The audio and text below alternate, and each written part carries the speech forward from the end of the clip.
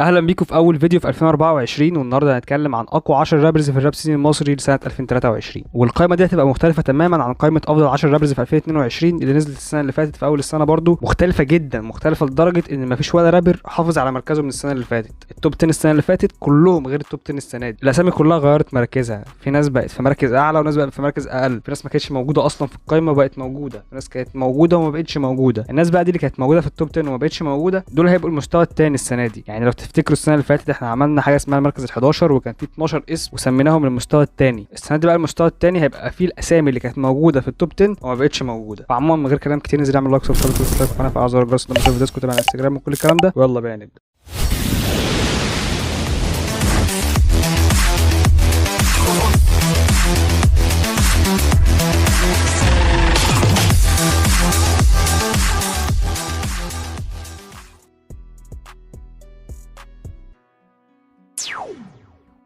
المستوى الثاني السنه اللي فاتت زي ما قلنا كان في 12 اسم واللي هم كانوا اقوى رابرز بعد ال10 اللي هم في التوب 10. السنه دي لا، السنه دي احنا المستوى الثاني دول مش اقوى رابرز بعد ال10 اللي في التوب 10، دول رابرز نزلوا من التوب 10. يعني مثلا اول اسم معانا في المستوى الثاني هو الجوكر احمد ناصر. هل معنى كده ان الجوكر احمد ناصر هو احسن رابر بعد ال10 اللي في التوب 10؟ لا. ليه؟ لان هو اصلا ما نزلش حاجه السنه دي، فهو ولا من التوب 10 ولا في المركز ال11، بس هو موجود في الليفل الثاني عشان نفتكر ان هو كان موجود السنه اللي فاتت والسنه دي مش موجود، مش اكتر. الجوكر قرر ان هو يحرمنا منه السنه دي وما ينزلش ولا تراك، وفضلنا من اول السنه مستنيين الالبوم بتاعه بس الالبوم ما نزلش. جايز بسبب الاحداث اللي بتحصل، بس ده مش مبرر لان الاحداث دي بدات في شهر 10، فهو فين في باقي السنه؟ ده حتى القصيده اللي هو نزلها عن الاحداث اللي بتحصل بتاعت الرجل الابيض ما نزلهاش على قناته، سربها وشهرها على الانستجرام، فتقريبا هو ناسي باسورد القناه. فعشان كده زي ما قلت الجوكر ما يعتبرش المركز ال11، بس هو موجود في المركز ال11 لان هو كان في التوب 10. اما بقى اللي فعلا كان يستحق ان هو يكون موجود في التوب 10 بس كان ناقصه حاجه صغيره جدا هو ازلا كان موجود السنه اللي فاتت في المركز العاشر، السنه دي هو مش موجود في التوب 10، وده لان عدد تراكاته السنه دي اقل من السنه اللي فاتت. يعني السنه اللي فاتت هو كان موجود وما كانش عنده غزاره انتاج قوي زي مثلا مروان موسى او ابي يوسف اللي كانوا معديين ال20 تراك السنه اللي فاتت، بس رغم كده هو كان موجود معانا.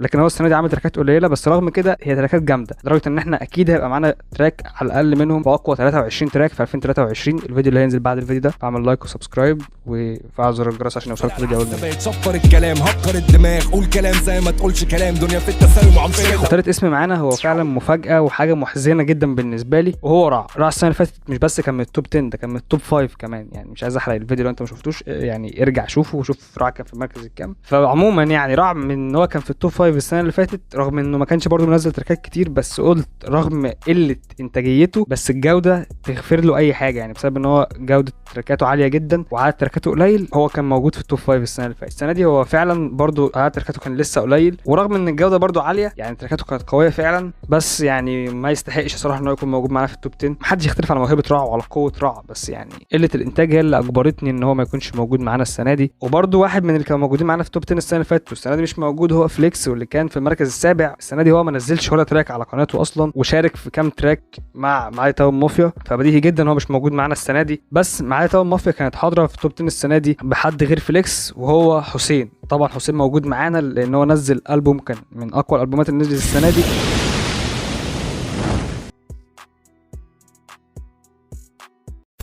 ده بيشيل تموده وانا افغاني ما بجيبش خلطه وبجيب بخرطه وبوقي شفره الاكل.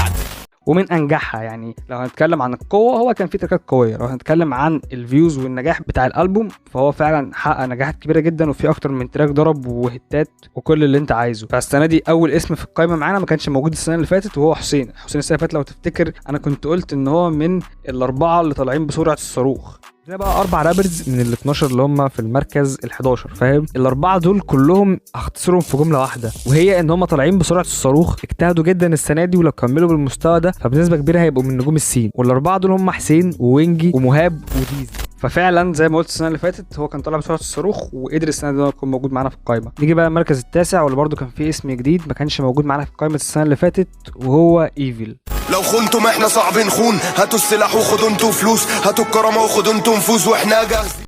ايفل السنه دي نزل 11 تراك، والرقم ده غريب لان هو متكرر عند اكتر من رابر السنه دي. المهم ال 11 تراك دول كان فيهم طبعا تراكات تجاريه كعاده ايفل، بس ده ما يمنعش ان كان فيهم تراكات قويه برضو. يعني ايفل السنه دي عامل اي بي بعد 12 واللي كان فيه 4 تراكات، وعمل كمان 3 تراكات عن القضيه. من اول ما الاحداث بدات هو نزل 3 تراكات، والاهم ان هو الرابر الوحيد السنه دي اللي عمل ديسات في القايمه دي. وهو ايفل عمل ديسين وهم شمشوم الجبار على ابي يوسف وعضمضم على معايا توم. نيجي بقى في الثلاث مراكز اللي حيروني جدا، وهم المركز الثامن والسابع والسادس. الثلاث مراكز دول الاسامي اللي فيهم مش عايز اقول كانوا قريبين من بعض لدرجه كبيره، بس فعلا كل واحد عنده ميزه بتميزه عن الثاني. فانا احترت جدا مين يبقى الثامن ومين يبقى السابع ومين يبقى السادس، بس ده الترتيب اللي طلع معايا في الاخر. فاقول لي انتوا رايكم في الكومنتات، خصوصا في الثلاث مراكز دول. في المركز الثامن عفروتو. ثلاثه انا حاسس ان انا ظالمهم، يعني مش بس عفروتو، لا الاثنين اللي بعد كده احس ان انا ظالمهم كمان. فيعني عفروتو السنه دي نزل تراكات كتير جدا. الاي بي اللي نزل في شهر 5 واللي كان فيه 5 تراكات زي كل افراد راس مال. عمل برضو فيتشر مع مروان موسى ومع كريم انزو.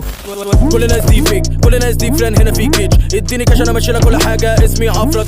عمل مع راندر تراك ستار وما بيهموش. عمل دبله مع زياد زازا. عمل راجعين في اخر السنه، وعمل قول مع وزة منتصر. عمل اعلانات كتير السنه دي برضو. فيعني عفروتو ما شاء الله كان منتشر وكان منتعش السنه دي. ده غير ان هو تقريبا من اكتر الرابرز الموجودين معانا في القائمه دي نجاحا على مستوى الارقام. يعني اعتقد ان هو اكتر حد جاب فيوز السنه دي، او من اكتر الرابرز اللي جابوا فيوز السنه دي. بس رغم كده هو موجود في المركز الثامن. ليه؟ لان اللي بعد كده الصراحه كانوا اقوياء جدا برضو السنه دي، بلس ان هو يعني ما كانش اقوى حاجه على المستوى الفني كراب، فاهم؟ فعشان كده هو انا يعني رسيت في الاخر ان هو يبقى في المركز الثامن. وده اول اسم اتكرر معانا ما بين قائمه السنه اللي فاتت وقائمه السنه دي، بس يعني هو نزل مركزين عن السنه اللي فاتت. السنه اللي فاتت كان في المركز السادس.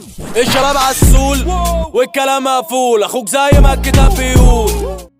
وفي المركز السابع موجود معانا ابو الانوار، واللي كان موجود السنه اللي فاتت برضو بس كان في المركز الثامن، فهو عالي مركز. فابو الانوار السنه دي نزل تقريبا 11 تراك. نزل البوم اخر نور على قناته واللي كان فيه هيت السنه ده دانيلو بلانكو مع حسين، وعمل برضو مع حسين سايفر العاصمه واللي كان واحد من اكتر تراكات السنه دي. غير كده هو نزل 7 تراكات على قناه ليل بابا. عنده تراك على قناه سانتا اللي هو كان في المكسيك كلهم يعني، بس اقصد ان هو نزل على قناه سانتا. وعمل تراكين مع ابي يوسف اللي هم صباح الخير وثلاثه زيها. فابو الانوار السنه دي لا كان منتشر. اي نعم اعتقد تراكاته السنه اللي كانت اكتر فرق تراك او تراكين يعني، بس الفكره ان هو السنه دي تراكاته على المستوى الفني كفنيات راب اقوى من السنه اللي فاتت بكتير. فحتى لو الارقام قلت لكن قوته الفنيه زادت ما قلتش. فعشان كده هو كان لازم يعلى للمركز السابع، او كان لازم يعلى اكتر من كده، بس يعني ده الترتيب اللي طلع معايا في الاخر. فيلم طارق على الكل، لا انت مش داعي انا شايفك دهل، لو هاجي على السكه انتوا سكه انتوا دكه، انا اروح على الجون انت تروح بالكحول. وانا اما المركز السادس فمعانا مهاب اللي نزل 27 تراك السنه دي. هو تاني اكتر رابر عنده وزاره انتاج السنه دي. 27 تراك دول كان من ضمنهم البومين اللي هم يا القاهره وباي.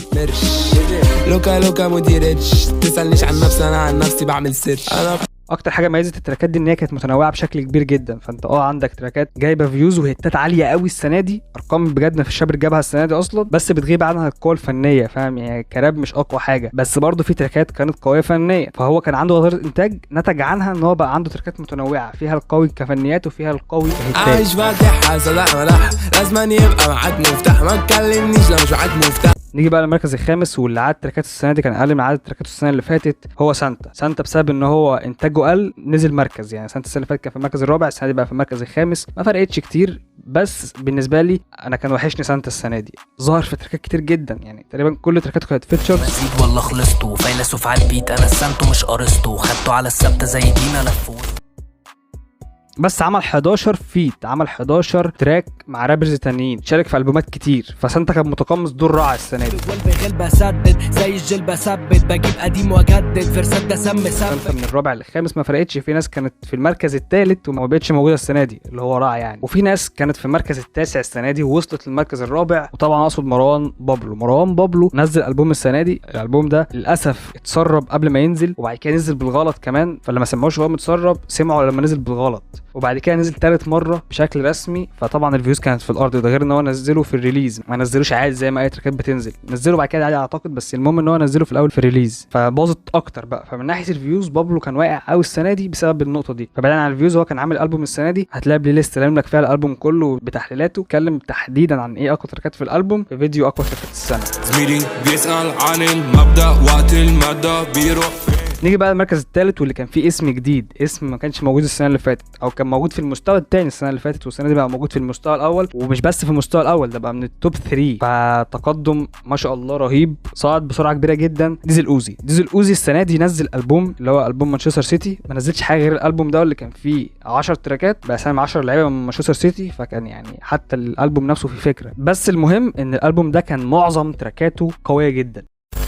رجل مكان مفيش تيل فرامل، شفتي بتبقى صامل، بنزل ملعب على المكسب ضامن، هضربات وضابط.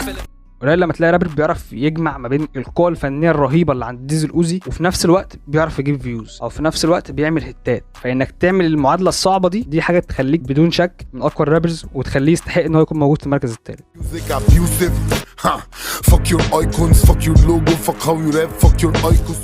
نيجي بقى للاثنين في المركز الاول والثاني، هما نفس الاثنين بتوع السنه اللي فاتت. السنه اللي فاتت كان في الصداره مروان موسى، وفي المركز الثاني ابي يوسف، رغم ان مروان موسى كان عامل تراكات اقل من ابي يوسف، بس مفيش اتنين يختلفوا على ان مروان موسى كان احسن رابر السنه اللي فاتت. السنه دي مروان موسى قدر ان هو يفوز ب3 جوائز على مستوى افريقيا، من ضمنهم احسن رابر في افريقيا، فالبديهي ان هو يكون موجود في المركز الاول السنه دي. بس بالنسبه لي هو عمل تراكات اقل من السنه اللي فاتت. السنه اللي فاتت كان عامل 25 تراك، السنه دي 20 بس. عمل البوم واي بي، غير كده هو كان عمل كليب دبل زوكش في اول السنه، وعمل 4 فيتشرز من ضمنهم طبعا تراك راجعين اللي كان في اخر السنه. فهم دول ال 20 تراك بتوع مروان موسى. طبعا اداء جبار جدا وده اللي مخليه في المركز الثاني.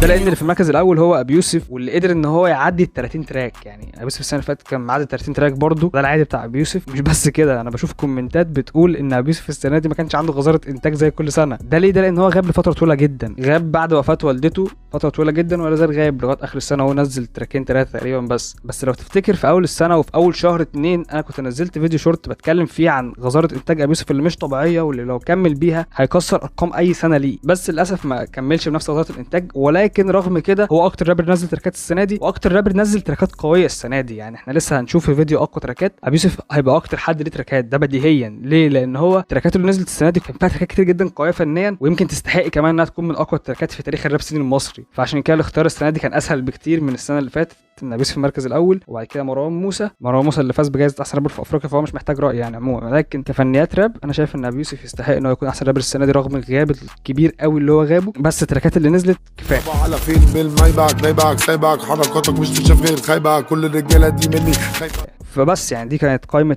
احسن 10 رابرز في 2023. طبعا التغييرات اللي ما بين القائمه دي وما بين قائمه السنه اللي فاتت توريك قد ايه الراب اتغير جدا ما بين السنه دي والسنه اللي فاتت. فده كان فيديو النهارده، اتمنى يكون الفيديو عجبك. ما تنساش تعمل لايك وسبسكرايب وتشترك في القناه، فعل زر الجرس عشان توصل فيديو كل سنه. انستجرام كل الكلام ده. اشوفكم في فيديو جديد، سلام.